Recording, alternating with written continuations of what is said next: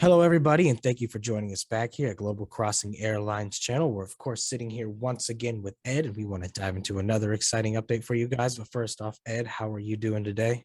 We're doing great, Michael. Thanks for this, and good to see you again. It's good to see you too. So you guys have been up to a lot of interesting things lately. So kicking us off, you guys were granted the DOT Certificate of Public Convenience and Authority for Foreign Air Charter Transportation. So what went into getting this certificate?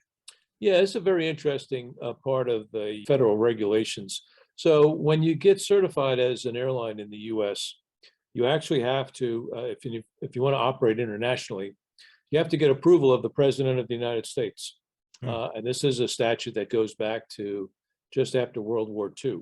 So the U.S. wanted to ensure that the carriers that were approved to fly with their certificate, if they wanted to fly internationally, had to basically be approved by some of the various agencies of the government as well as the president. So as soon as we were certified, the DOT notified the White House that we'd received our certificate, and that started what's called a 60-day presidential review period.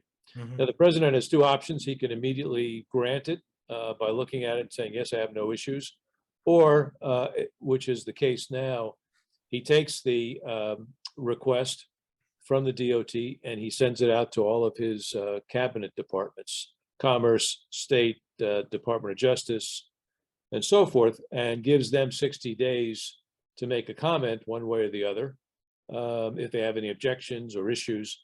If none of them respond within the 60 days, it's automatically granted. So two ways: the president can sign it, or he could send it out to the agencies, and if none of them have an objection, then within 60 days, the airline is granted foreign charter authority, which allows us to operate both scheduled and charter operations from the U.S. You know, Ed, through these videos, we've learned a lot about just how much goes into you guys getting your certificates and stuff. And a lot of it seems to go all the way up to the White House, as a lot of this stuff has to do with national security to a strong degree. Well, that's very true. And that's why you've got the foreign ownership rules that are in place, that you have to have U.S. citizens in control of the airline with 51% of the economic shares and 75% of the voting shares. So Mhm. the U.S. does see U.S.-based airlines as a national asset, and they don't want foreigners to control U.S. airlines. Yeah, that does make a lot of sense. So tell us more about how does this open up revenue flying contract opportunities outside the US for you guys?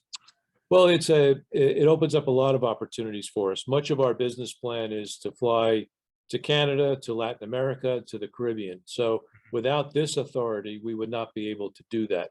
Yeah. So now we've signed a number of contracts already. Once we got the approval for foreign transportation, so we've signed for flights to the Dominican Republic, to Mexico, to Suriname, and even to Canada. So this was sort of the last condition precedent before we could sign those contracts. Once we got the authority, then all of these contracts fell into place. So moving forward, the international piece of our business is very, very important to us. Makes up a big chunk of our business, maybe as much as 50% of Uh-huh. what we will be doing will be flying internationally. Okay, so yeah, like you said, this is going to be a very large part of your guys' business. You're going to be going to all sorts of interesting places. And you know, there's one really interesting tidbit of something what you guys have been up to lately. Mhm. You recently participated in the evacuation flights out of Afghanistan. Tell me some more about those missions. Yeah, this was a very fascinating mission for us, and just shows how nimble you need to be in this business. So we received our certificate on August 9th, and our final DOT approval about a week later for us to operate domestically. But we only had one airplane on the certificate, our A320. Mhm. We do not have the A321 on the certificate. We have to go through and have subsequently done so some additional evacuation demonstrations for the FAA. So we only had one airplane on the certificate, but we received a call from the government through the State Department asking us if we could send both airplanes over to Eastern Europe to a staging point where we could then fly our airplanes into Kabul to bring out evacuees, American citizens, so forth. So we received the call on a Thursday, excuse me, on a Wednesday. By Friday, we were in the air on the way to Tajikistan with both airplanes under what's called a state aircraft designation. Mhm. So because we were going into a difficult part of the world where our insurance on our aircraft and our liability insurance may not apply, with the state designation, we are covered by a government program for our insurance.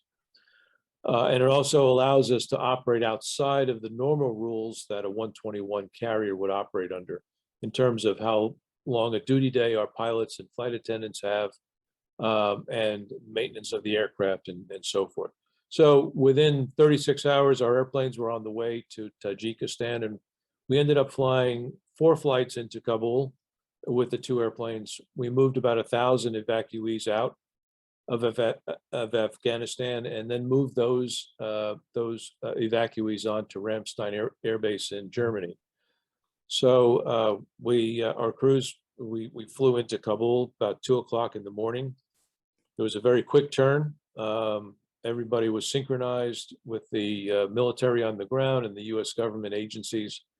We're able to get those people on board the airplane very quickly and get out of Kabul. So fascinating stories from our crew members. We're documenting all of that with pictures and some videos and going to put it in our historical records. But for sort of our first international mission and our first real set of flying, it was a great experience, great bonding experience for the entire company to have to support that mission, get those airplanes over there and get them back safely. So we're very proud of what we did, and we think we did some good, and that's all for the best for everyone.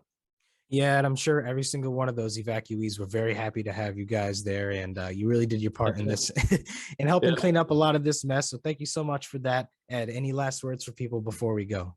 No, that's it. We're moving forward. The A321 is on our certificate. It's flying today.